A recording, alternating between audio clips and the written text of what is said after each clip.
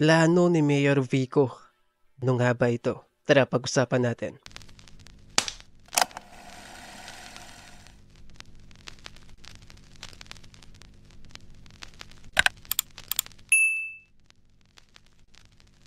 What's up sa inyong lahat mga kaparing, bago ang lahat, don't forget to like and subscribe sa ating YouTube channel bago po ang lahat, no? At maraming salamat po sa inyong suporta, especially po kay Mayor Vico. So ito, pag-usapan po natin ang isang interview po ni Mayor Vico. Dito mo talaga makikita kung kaano naiiba si Mayor Vico sa ibang mga politiko. Hindi pwedeng nakatingin tayo sa personalidad eh. Mayor, ilang beses na...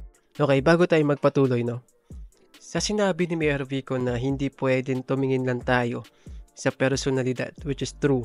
Marami po kasi sa atin, especially po yung mga nakakatanda po sa atin, hindi naman po lahat. Tumitingin po sila sa personalidad po ng isang tao, ng isang politiko. Kapag alam po nilang sikat, iboboto na po kagad nila kahit wala pong alam. Kahit na artista lang, kaya kahit may kaso ng korupsyon, may kaso, may issue ng pagnanakaw, binoboto pa rin po nila dahil nga po sikat. Di po sila tumitingin kung karapat-dapat pa ito. Walang ganun karamihan po sa mga Pilipino. Kaya nga po maraming nakakalusot na mga magnanakaw, na mga hindi karapat-dapat, 'di ba?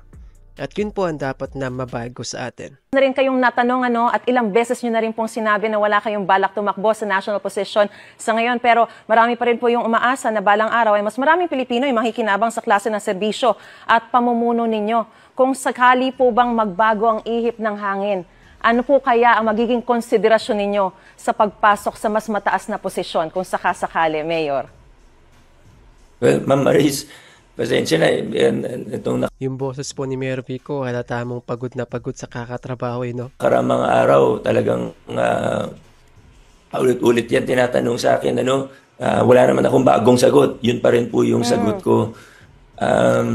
Ang nakikita kong pinaka-importante itong darating na 3 taon at sa hinaharap pa, pinaka-importante lalo na para sa amin dito sa Pasig, number 1, institutionalization of reforms. Siguraduhin na magiging hindi nakasentro sa akin, kundi pangmatagalan yung mga pagbabago. Gaya ng procurement reform, kailangan ay pagpatuloy yan.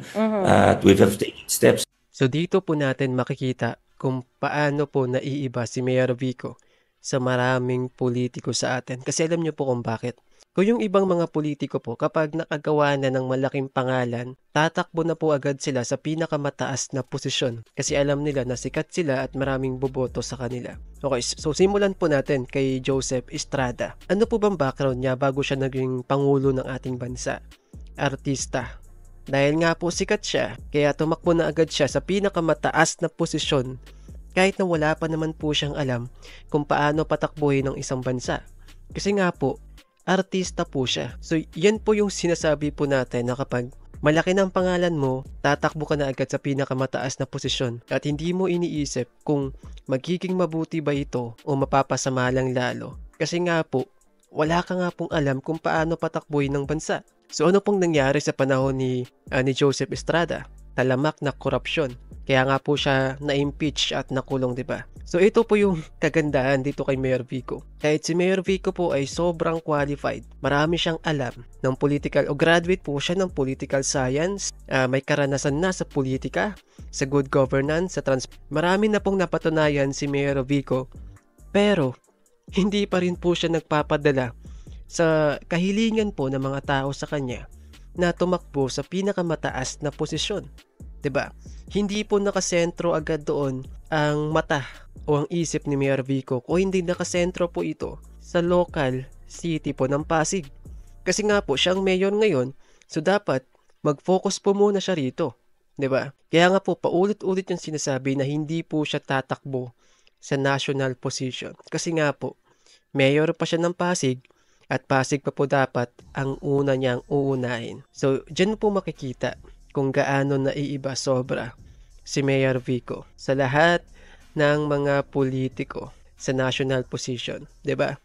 Biruin mo, yung mga politiko po na tapos ng abogasya, dumaan pa munang karamihan sa kanila sa mga lokal. konsihal, mayor, congressman bago naging senador. Pero yung ibang mga artista, grabe, pagkatapos umakting, dumiretso na po agad sa Senado.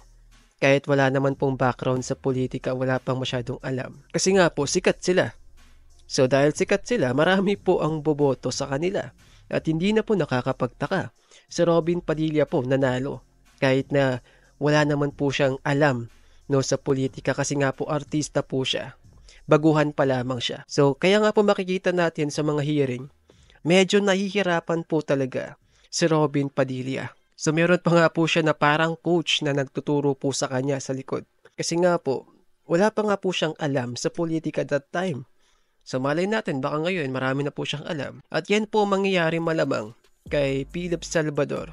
Kay Philip Salvador, Willie Revillame at iba pang mga artistang tumakbo ngayon na wala pa masyadong alam sa politika. Towards that.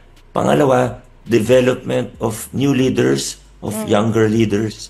Yan talaga yung magiging focus sa susunod na 3 taon. At eto pa, ang isa po sa nakakabilib kay Mayor Vico. Hindi po siya nakatuon sa kanyang sarili, kundi nakatuon siya sa pagdevelop ng mga youth leaders, mga susunod po na magpapatakbo ng ating bansa, ang mga kabataan. Dahil napakahalaga po ng papel ng mga kabataan para sa kaunlaran po ng ating bayan. Dahil ang pagpipili po natin ng mga susunod pong mamumuno sa atin ay nakadepende po sa mga kabataan sa henerasyon ngayon. Kung sila po ay ma-develop lalo, 'di ba?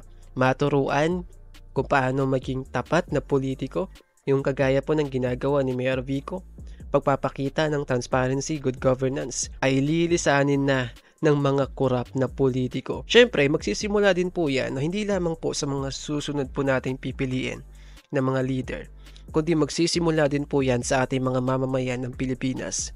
Sapagkat tayo po ang pumipili at magdi-decide kung sino po ang mamumuno sa atin. So kung magiging matalino po ang susunod na henerasyon sa pagpili po ng kandidato, so balikan po natin noong 2022. Ano po ba yung inaalok na government ni dating VP Leni?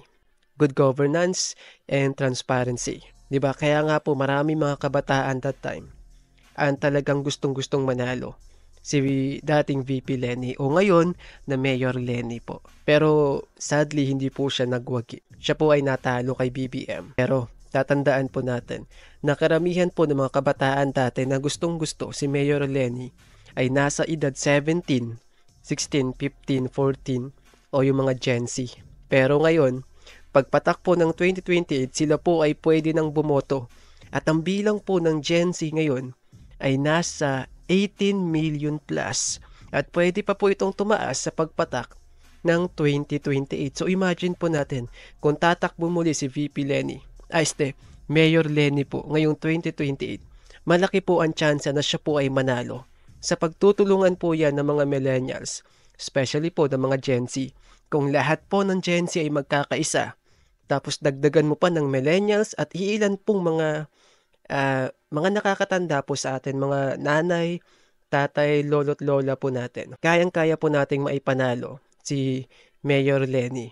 Dahil kagaya po ni Mayor Vico, good governance and transparency din po ang inaalok nilang dalawa. Kaya nga po marami ang gusto na mag-tandem sila pero hindi pa pwede. Hindi pwedeng isang magaling na leader, hindi pwedeng 2 magaling na leader lamang. Kailangan mabigyan ng pagkakataon yung mga next generation of leaders at yan ang pag-asa ng Pilipinas at hindi isang tatakbo na magaling, umiisa o 2 na tatakbo na magaling, may ilan na magaling lamang, kailangan dumami pa at yung talagang pag-asa, kung gusto natin ng tunay na pagbabago sa ating bayan, hindi pwedeng nakatingin tayo sa personalidad kailangan isusunod na henerasyon po talaga ang magiging susi po rito. So yun po yung sinasabi ni Mayor Vico. Dapat hindi lamang po tayo tumitingin sa isang kandidato, no? Dapat po, 'di ba? Oo, aminin man po natin o hindi, matapat, magaling si Mayor Vico. Pero kayang-kaya ba ni Mayor Vico na baguhin ang Pilipinas kung siya lamang po ang may ganong ugali? Kung siya lamang po ang tapat, kung siya lamang po ang magaling, kung siya lamang po ang mahusay? Kayang-kaya niya po bang baguhin ang Pilipinas? Siyempre po hindi. Kahit siya pa po ay umupo sa pinakamataas na posisyon, pero kung yung mga nasa Senado, Kongreso, mga lokal na pamahalaan ay hindi niya po kagaya, hindi niya po kayang paunlarin ang Pilipinas ng siya lamang.